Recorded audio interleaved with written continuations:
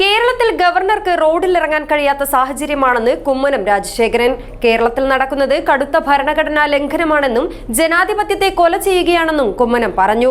ജീവൻ രക്ഷാ പ്രവർത്തകരില്ലാത്തതുകൊണ്ടാണ് ഗവർണർക്ക് റോഡിലിറങ്ങേണ്ടി വരുന്നതെന്ന് പരിഹസിച്ച കുമ്മനം രാജശേഖരൻ ഗവർണറുടെ യാത്രാ പരിപാടി ചോർന്നു പോകുന്നതായും കാസർഗോഡ് ആരോപിച്ചു.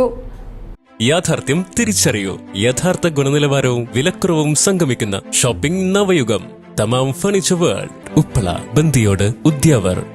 ഗവർണർ ഉന്നയിക്കുന്ന മൗലികങ്ങളായിട്ടുള്ള ചോദ്യങ്ങളുണ്ട്, അദ്ദേഹത്തിന്റെ ആവശ്യങ്ങളുണ്ട്, ആക്ഷേപങ്ങളുണ്ട്, ആവലാതികളുണ്ട്. അത് ഉത്തരം കൊടുക്കാതെ, അതിന് പരിഹാരം ഉണ്ടാക്കാതെ സ്വന്തം അണികളെ ഇങ്ങനെ കെട്ടഴിച്ചു വിട്ട് എന്തും ചെയ്യാൻ അവർക്ക് സ്വാതന്ത്ര്യം നൽകുന്നത് ശരിയാണോ? പോലീസ് എന്തുകൊണ്ട് അവരെ അറസ്റ്റ് ചെയ്ത് നീക്കുന്നില്ല? അവർക്ക് ഗവർണർക്ക് നിർബാധം യാത്ര ചെയ്യാനുള്ള അവസരം എന്തുകൊണ്ട് ഒരുക്കുന്നില്ല? ഇതാണ് ചോദ്യം. ഇവിടെ ജനാധിപത്യത്തെ കൊല ചെയ്യുകയാണ്. ഒരു ഗവർണർ എന്ന് പറയുമ്പോൾ ഈ കേരളത്തിൻ്റെ ഏറ്റവും വലിയ ഭരണത്തലവനാണ്.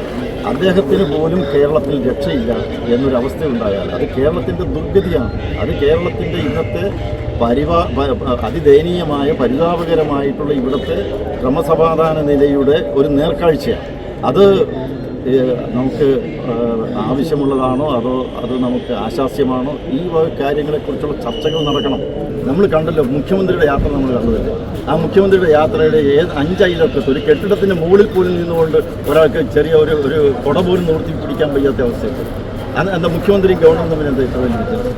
മുഖ്യമന്ത്രിക്കിടയ്ക്ക് ഒരു തരത്തിലും പ്രതിഷേധിക്കാൻ വയ്യ. 5 അയലൊക്കത്ത് പോലും ഒരു കുടയ നിവർത്തിപ്പിടിക്കാൻ, ഒരു കറുത്ത പേന പോലും ധരിച്ചുകൊണ്ട് നിൽക്കാൻ നിർത്തിയില്ല. അങ്ങനെ ഒരു അവസ്ഥ ഈ കേരളത്തിലുള്ളപ്പോൾ ഗവർണർക്കെതിരെ എന്തുവാണ്? ഇപ്പോൾ മുദ്രാവാക്യം വിളിക്കുന്നു, ബാനർ ഉയർത്തിപ്പിടിക്കുന്നു, തടസ്സപ്പെടുത്തുന്നു, എല്ലാം. ഇനി അദ്ദേഹത്തെ എന്താ ചെയ്യാൻ വയ്യ? അദ്ദേഹത്തിൻ്റെ ജീവൻ അപകടത്തിലാണ്.